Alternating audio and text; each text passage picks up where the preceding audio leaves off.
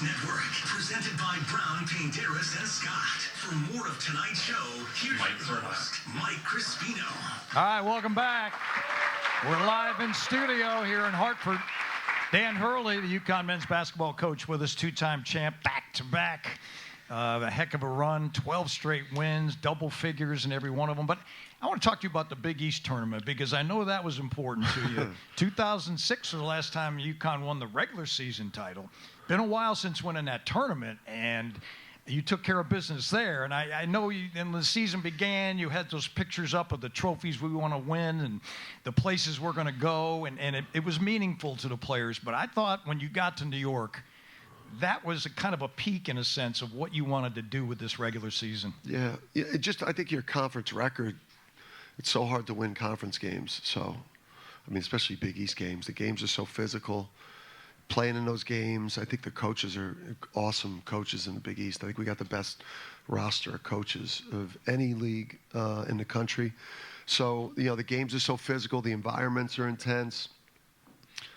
So it means something if you could win the regular season, or if you win a high percentage of conference games. I think that says that you got very high quality. And the Big East tournament is just the best. I mean, it messes you up a little bit in the first round game of the NCAA tournament, because the Big East tournament is like the next closest thing to probably like an Elite Eight game, maybe a Final Four game. Big East tournament, semifinals on Friday, or the finals on Saturday. Big East tournament. It's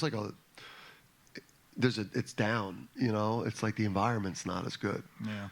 So it's the world's most famous arena. 2011 was the last time Huskies won the Big East tournament. So a great accomplishment. Number one seed, first time the Huskies.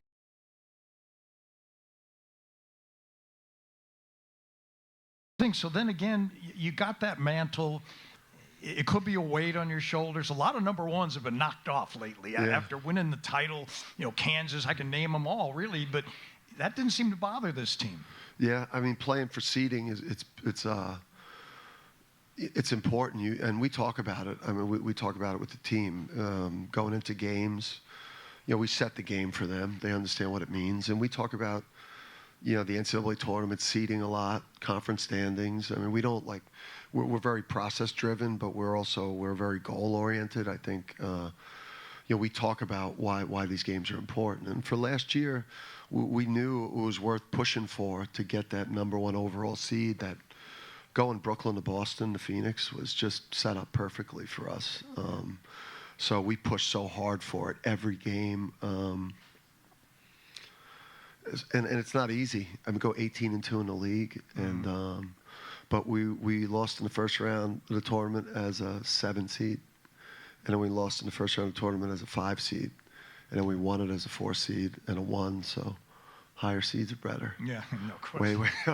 It's easier to win a tournament. You play worse teams the first game, and there's a reason they have those numbers.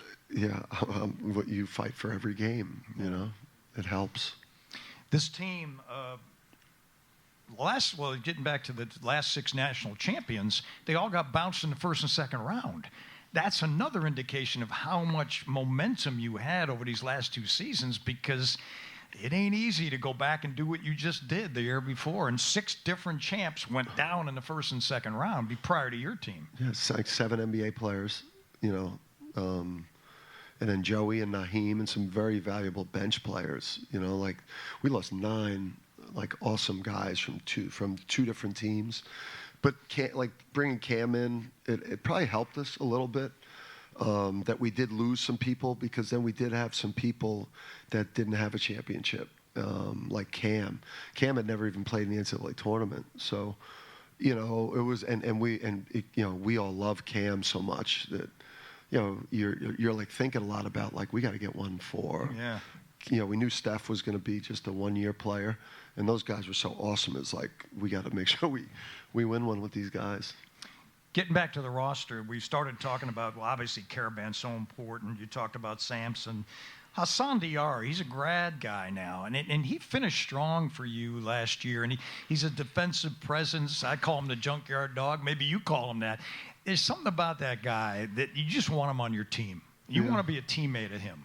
Yeah, hard-playing guy, and you know, just the work he put in between year 1 and year 2. You know, by the end of year 1, he was, you know, kind of still in the rotation, but not having as big a role as we thought.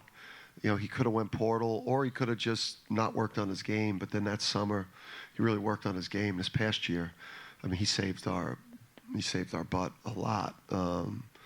Games at the Garden, games in the NCAA tournament. You know, Haas played great for us, but he's got to.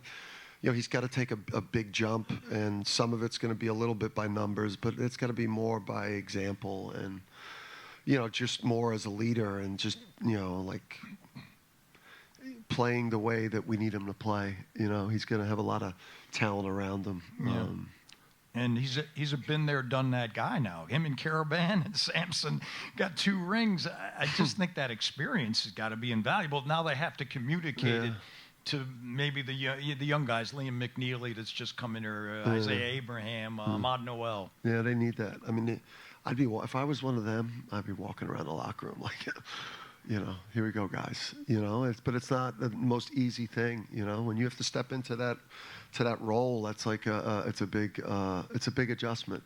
You know, but we need that from them. You know, because there are guys that want to be led. The sophomores, I think. They want to be led, and we need it to be Haas, Alex, and Sammy. Yeah, hold that thought on the sophomores. We got to talk about them because they're developing right now. Dan Hurley's with us, the Uconn Men's Basketball Coaches Show, live in studio on Learfield.